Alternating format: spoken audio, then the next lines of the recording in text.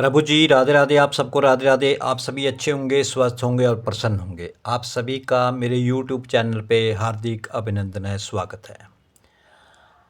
आज मैं आपको विजया एकादशी के बारे में आपको ये प्रसंग कथा का आपके सामने मैं रखूँगा, ये सुनाऊँगा। जो फाल्गुन मास कृष्ण पक्ष की जो एकादशी होती है, वो एकादशी कौन सी होती है, इस एकादशी के व्रत का करने का पुण्य क्या है, इसी के ऊपर ये आधारित है। यहाँ पर महाराज युधिष्ठिर जो हैं भगवान श्री कृष्ण जी से ये प्रश्न करते हैं कि हे वासुदेव, फाल्गुन कृष्ण पक्ष में किस नाम की एकादशी होती है और उस एकादशी का महत्व क्या है, उसका पुण्य क्या है, कृपा करके मुझे आप सुनाने की कृपा करें। जब इतनी बात महाराज युधिष्ठिर ने भगवान श्री वासुदेव जी से पूछी, कृष्णा जी से पूछी, तो भगवान श्री कृष्ण जी बोले कि हे युधिष्ठिर, एक बार नारद जी ने कमल के ऊपर विराजमान होने वाले ब्रह्मा जी से प्रश्न किया था। कहा था कि हे ब्रह्म जी, हे सुरश्रेष्ठ, फाल्गुन के कृष्ण पक्ष में जो विजय नाम की एकादशी जो होती है, कृपा करके उसके पुण्य का वर्णन कीजिए। ये नारद ऋषि ने भगवान ब्रह्मा जी से पूछा था और ब्रह्मा जी ने नारद के प्रत्युत्तर जो दिया था उनके प्रश्नों का, तो ब्रह्मा जी ने कहा था कि हे नारद सुनो, मैं एक उत्तम कथा आपको सुनाता हूँ जो पापों का अपहरण करने वाली है, पापों का नाश करने वाली है, पापों को मिटाने वाली है। यह व्रत जो है वो बहुत ही प्राचीन, पवित्र और पापनाशक है। ये जो एकादशी है जिसे हम विजय एकादशी के नाम से जानते हैं, जो फाल्गुन कृष्ण पक्ष की जो एकादशी है,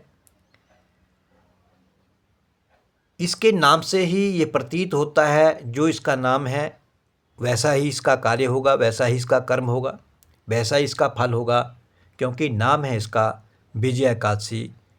तो इस व्रत को करने से हमारे जीवन में कभी हार नहीं हो सकती, हमें हमेशा विजय ही विजय प्राप्त होगी अगर हम इस एकादशी के व्रत को अगर प्रेम भक्ति भाव के साथ अगर हम इसको करते हैं। तो यहाँ पर ब्रह्मा जी कहते हैं कि यह विजय नाम की एकादशी राजाओं को विजय प्रदान करती है। इसमें तनिक भी संदेह करने की आवश्यकता नहीं है कि इस व्रत को करने से क्या होगा क्या नहीं होगा, सब कुछ होगा, केवल भाव अच्छा होना चाहिए। पूर्व काल की बात है, आप सब भक्तों ने, माता बहनों ने सुना होगा, पढ़ा भी होगा, रामायण के भीतर यह देखा भी होगा। जब भगवान श्री राम जी को 14 वर्ष का वनवास हुआ था, तो राम जी, माता सीता जी और लक्ष्मण जी तो 14 वर्ष के वनवास के लिए वन चले गए और वहाँ पर पंचवटी में भगवान श्री राम, सीता, लक्ष्मण ये तीनों एक साथ रहने लगे। वहाँ रहते समय उनका समय व्यतीत हो रहा था कि एक दिन रावण ने चपलतावश धोखे से, आपने देखा भी है, सुना भी है रामायण के भीतर कि कैसे रावण ने सीता का हरण किया था। यानी कि धोखेबस, चपलतावश विजय आत्मा श्री राम तपस्विनी भगवान श्री राम जी की पत्नी अर्धांगिनी सीता जी को धोखे से हर लिया, वो भी एक संत के भेष में, एक साधु के भेष में। इसका सोचने पर विचार विमर्श करना पड़ता है कि कौन से रूप में कैसे कोई छलिया आपके सामने आ जाए। अगर किसी को छलना हो तो सबसे अगर कोई बढ़िया रूप है अगर समाज में आज, तो वो साधु संतों का है। सभी साधु संतों के लिए नहीं कह रहा हूँ, सभी वैसे नहीं हैं, लेकिन आज मैं देखता हूँ सड़कों के ऊपर घूम रहे हैं, भीख का कटोरा मांगे हुए हैं और वस्त्र किस चीज़ के डाले हुए हैं? बाबाओं के, संतों के वस्त्र डाले हुए हैं, जिन्होंने संतों को बदनाम करके रखा हुआ है। वो सुबह से लेकर शाम तक केवल उनका एक ही काम है, केवल मांगना मांगना और मांगना, और हज़ारों रुपये एकत्रित कर रहे हैं वो। और फिर शाम को वो वस्त्र उतार करके साइड में धर दिए। तो हमारा वो दिया हुआ दान पुण्य भी वो व्यर्थ में जाता है कि किसको हम वो पैसा दे रहे हैं। तो यहाँ पर रावण तो बहुत महान तपस्वी था, ज्ञानी था, लेकिन रूप कौन बनाया उसने? क्या रूप बनाया? संतों का, बाबाओं का, महात्माओं का, वो वाला रूप बनाया और धोखे से माता सीता को हर के ले गया। जब माता सीता को हर के ले गया, भगवान श्री राम लक्ष्मण जी व्याकुल हो गए सीता को ना दे करके पंचवटी में, तो सीता की खोज में निकले। उधर रावण जब सीता को हर के ले जा रहा था तो उधर जटायु ने देख लिया, जटायु राज उस पक्षी ने देख लिया। जटायु ने उस बेबस माता सीता को देखा, वो तो नहीं जानते थे कौन है, लेकिन एक अबला स्त्री की आवाज़ सुनी कि बचाओ बचाओ, मेरी रक्षा करो। तो उस बेचारे बूढ़े गिद्ध ने, उस जटायु ने रावण के साथ युद्ध किया, लड़ाई की उस सीता को छुड़ाने के लिए, लेकिन एक लाचार, एक बूढ़ा गिद्ध जो आयु पूर्ण करने के दहलीज पर खड़ा है, जिसे मौत कभी भी आ सकती है, लेकिन फिर भी उसने रावण के साथ जो था वो युद्ध लड़ा, सीता को छुड़ाने की कोशिश की, चोंचों से रावण को जख्मी भी कर दिया, यहाँ तक वो सीता को छुड़ा भी लेता, लेकिन वृद्धावस्था और मौत की दहलीज के ऊपर वो खड़ा जटायु कुछ कर न सका, क्योंकि रावण ने उसके पैरों को ही काट दिया। रावण सीता को हर के ले गया। उधर राम और लक्ष्मण जो थे वो सीता की खोज में आए, तो उन्होंने आगे देखा तो वो जख्मी रूप में वो जटायु जो गिद्ध था वो धरा के ऊपर पड़ा हुआ है।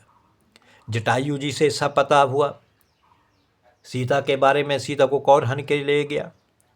आज जटायु ने, और जटायु के सिर के ऊपर भगवान श्री ने राम ने अपना वो करुणामयी हाथ रखा। आज जटायु ने श्री राम जी की गोदी में अपने प्राणों को त्यागा है। भगवान श्री राम ने, लक्ष्मण ने उनका संस्कार किया, आज मुक्ति हुई उस जटायु की। आगे भगवान श्री राम और लक्ष्मण आगे निकले तो उन्हें कबंध नाम का एक राक्षस मिला। उस कबंध नामक राक्षस के साथ उनका युद्ध हुआ, लड़ाई हुई, उसको भी उन्होंने मोक्ष दिया। उसके पश्चात उनको ब्राह्मण भेष में हनुमान जी आए, जिसे सुग्रीव जी ने भेजा था, जो बाली के डर से शिखा पर रहते थे, पर्वत पे रहते थे। रावण के साथ मिलना हुआ, रावण तो सीता को हर के ले गया था, तो अब सुग्रीव के साथ भगवान श्री राम और लक्ष्मण जी की मित्रता हुई। उसके पश्चात श्री राम के लिए वानरों की सेना एकत्रित हुई। श्री हनुमान जी ने लंका में जाकर के, उस उद्यान में जाकर के माता सीता जी के दर्शन किए और उन्हें श्री राम जी के द्वारा दी हुई वो चिन्ह स्वरूप मुद्रिका प्रदान की, जिसे देख करके सीता ये समझ गई कि ये भगवान श्री राम का ही कोई दूत है। या उन्होंने महान पुरुषार्थ का काम किया था हनुमान जी ने। वहाँ से लौट करके वे श्री रामचंद्र जी से पुनः मिले और लंका का सारा समाचार भगवान श्री राम जी को सुनाया, उनसे निवेदन किया। हनुमान जी की बात सुन करके श्री राम ने सुग्रीव की अनुमति लेकर के लंका को प्रस्थान करने का विचार किया कि सीता जो है वो लंका में है। और समुद्र के किनारे पहुंच करके उन्होंने लक्ष्मण जी से कहा कि हे सुमित्रानंदन, किस पुण्य से इस समुद्र को पार किया जा सकता है, क्योंकि जब समुद्र के किनारे एकत्रित हुए हैं, वानर सेना एकत्रित हुई, सुग्रीव हनुमान सब एकत्रित हुए, लेकिन उस अपार समुद्र को देख करके भगवान श्री राम जो हैं लक्ष्मण जी से कहते हैं कि इस समुद्र को पार कैसे किया जा सकते। आज भगवान श्री राम लक्ष्मण जी से पूछ रहे हैं कि समुद्र को कैसे पार किया जा सके, जो सबको भव सागर से पार करने वाले मेरे प्रभु श्री राम हैं। इस भयंकर जंतुओं से भरा हुआ ये समुद्र, मुझे ऐसा कोई उपाय नहीं दिखाई देता जिससे इसको सुगमता से, सरलता से हम इसको पार कर सकें, क्योंकि ये जल, अपार जल जिसके भीतर जीव जंतु भरे पड़े हैं, इस सागर के भीतर, इस समुद्र के भीतर, इसको पार करना बड़ा मुश्किल है। यहाँ पर ये समुद्र क्या है? ये संसार सागर, ये जो हम आज पड़े हुए हैं, हम भी आज उस सागर समुद्र में गिरे पड़े हैं। इसको पार कैसे पाएंगे हम? कैसे हम इससे पार हो जाएंगे? वो जंतु, जीव जंतु इस समय इस धरा में क्या है? ये भी एक समुद्र ही है जिसके भीतर हम डूबे हुए हैं। और वो जीव जंतु, वो खतरनाक जीव जंतु कौन से हैं? वो अहंकार, वो द्वेष, वो लोभ, मोह, वो घृणा एक दूसरे के प्रति, ये सारे जीव जंतु हैं, वो हमें निगलने के लिए तैयार खड़े बैठे। तो कैसे इनसे छुटकारा हो? कैसे हम इस सागर को पार कर पाएं? तो लक्ष्मण जी कहते हैं कि महाराज, आप ही आदि देव हैं और पुराण पुरुष पुरुषोत्तम हैं, आपसे क्या छिपा है? ये लक्ष्मण जी प्रभु श्री राम जी से कहते हैं। यहाँ द्वीप के भीतर भक्तालभ्य नामक मुनि रहते हैं। यहाँ से आधे योजन की दूरी पर उनका आश्रम है। हे रघुनंदन, उन प्राचीन मुनीश्वर के पास जाकर के उन्हीं से इसका उपाय पूछिए, क्योंकि समुद्र के किनारे ही कुछ दूरी पर बकदालभ्य नामक ऋषि थे, मुनि थे। उनके पास भगवान श्री राम जी गए। लक्ष्मण की ये बात सुन करके बहुत सुंदर बात लगी उनको। तो श्री रामचंद्र जी महामुनि बकदालभ्य से मिलने के लिए गए। वहाँ पहुँच करके उन्होंने मस्तक झुका करके मुनि को प्रणाम किया।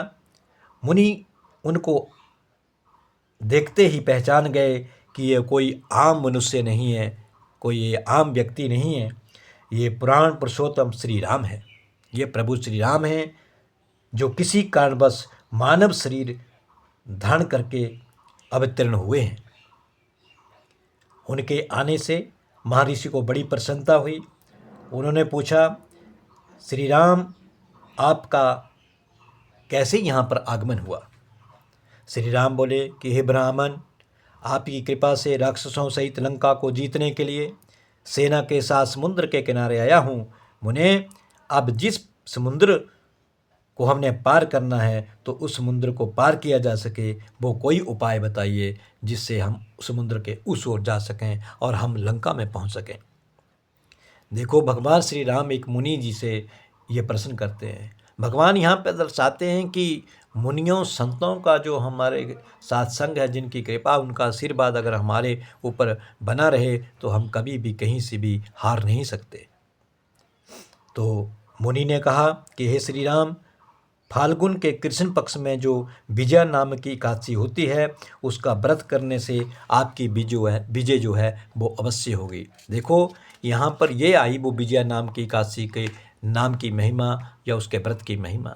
भगवान श्री राम से कहा कि प्रभु श्री राम, आप जब श्री कृष्ण पक्ष की जो फाल्गुन कृष्ण पक्ष की जो एकादशी आएगी, जिसका नाम विजय एकादशी के नाम से होगा, उस एकादशी का नाम, उस व्रत कीजिए और उस व्रत करने से आपको अवश्य विजय की प्राप्ति होगी। अपनी वानर सेना के साथ समुद्र को पार कर लेंगे। राजन, आप इस व्रत की फलदायक विधि सुनिए। 10वीं दिन आने पर, जैसे एकादशी से पहले 10वीं तिथि आती है, तो कहते हैं कि 10वीं के दिन आने पर एक कलश स्थापित करना है आपने, जिसमें आपने जल भरना है, गंगा जल भरना है। कलश किस चीज़ का होना चाहिए? कलश सोने चांदी का हो सकता है, तांबे का भी हो सकता है। अगर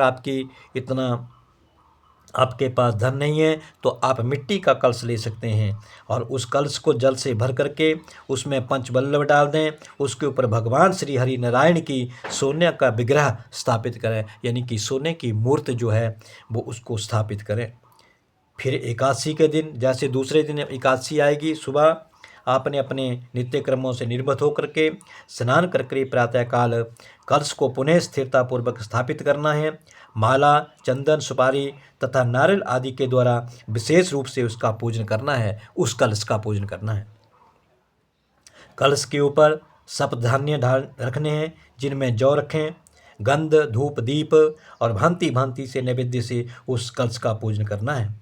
कलश के सामने बैठ करके धूप ज्योति लेकर करके पूजा की सामग्री लेकर के वह सारा दिन उत्तम कथा वार्ता आदि के द्वारा व्यतीत करें। यानी कि पूरा जो दिन होगा आपका, तो आपने कथा के भीतर, पूजा के भीतर ध्यान लगाना है और भगवान की ही चर्चा करनी है। बाकी संसारी चर्चा के भीतर आपने उलझना नहीं है। यानी कि पूरा दिन जो है वो वैसे ही व्यतीत होना चाहिए, भगवान के नाम में, भजन में ही व्यतीत होना चाहिए। अब जैसे शाम का समय होगा, एकादशी वाली रात्रि, आपने क्या करना है, समस्या है तो आपने जागरण करना है। अखंड व्रत की सिद्धि के लिए घी का दीपक जलाना है, जो घी का दीपक सुबह से लेके शाम तक, द्वादशी के दिन तक वो जलता रहे, ऐसा अखंड दीपक जलाएं। फिर द्वादशी के दिन सूर्योदय होने पर कलश को किसी जलाशय के पार ले जाएं। वो जो कलश आपने रखा हुआ, जिसके ऊपर अपने सब धान्य रखा हुआ, जिसके ऊपर आपने भगवान श्री हरिनारायण का विग्रह रूप जो सोने की मूर्ति के रूप में रखा हुआ है, उस जल को लेकर के, उस कलश को ले जा करके जलाशय के समीप या नदी, झरने या पोखरे के तट पर ले जा करके वहाँ पर उसको स्थापित कर दें और फिर उसकी विधिवत वहाँ भी पूजा करके देव प्रतिमा सहित उस कलश को अपने जो ब्राह्मण हैं, जो आपके बेटा ब्राह्मण के लिए वो दान कर देना है। जो कलश होगा, जो सामग्री होगी पूजा की, जो उसके ऊपर भगवान श्री हरिनारायण का विग्रह रूप रखा होगा, वो सारी पूजा करने के उपरांत आपने अपने ब्राह्मण को उसको दान कर देना है, कलश रहित। हे महाराज, कलश के साथ ही और भी आप दान कर सकते हैं, जिसमें अन्न दान है, गाय दान है, दूसरे भी आप जो भी दान बड़ा से बड़ा दान कर सकते हैं, वो सब दान जो हैं बड़े महत्व रखते हैं। वो अपने ब्राह्मण को दान अवश्य कर देने चाहिए।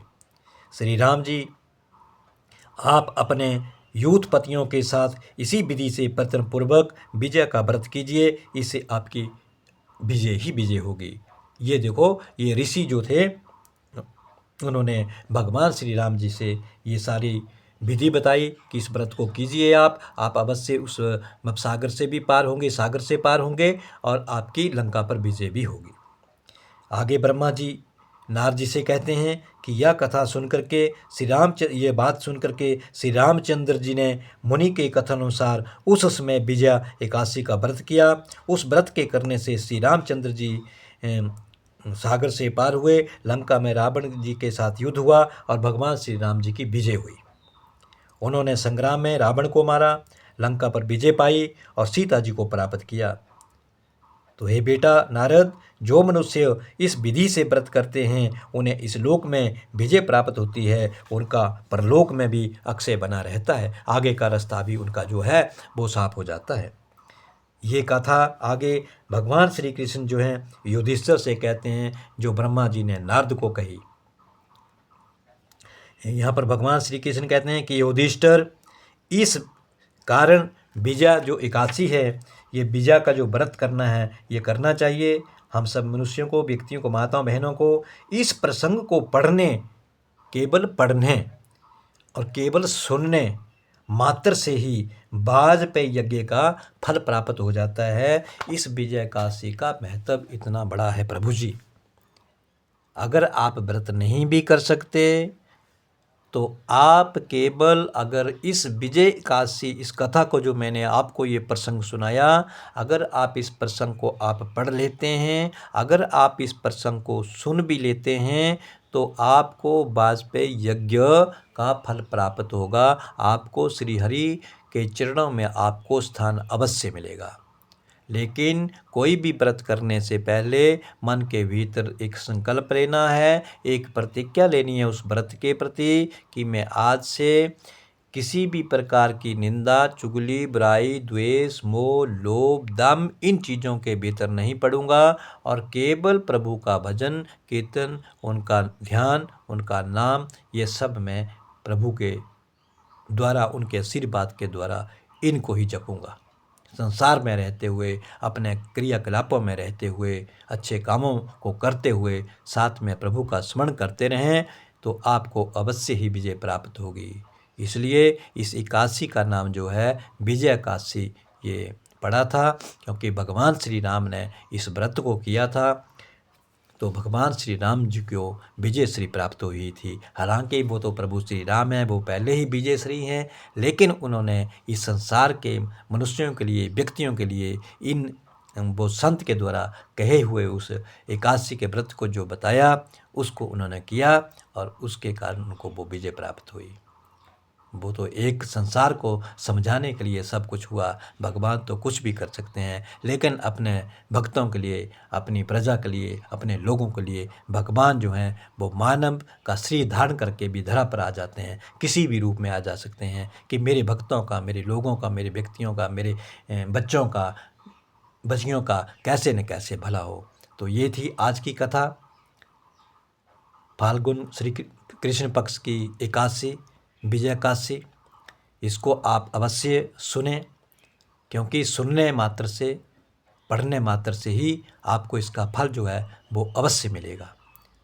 तो मेरी इस कथा को आप अवश्य लाइक करें और मेरे चैनल को आप सब्सक्राइब करें, जिससे मैं आगे भी आपको नई नई कथाएं, प्रसंग आपको सुनने को मिलते रहें और मेरा भी हौसला बढ़ता रहे। सबको राधे राधे।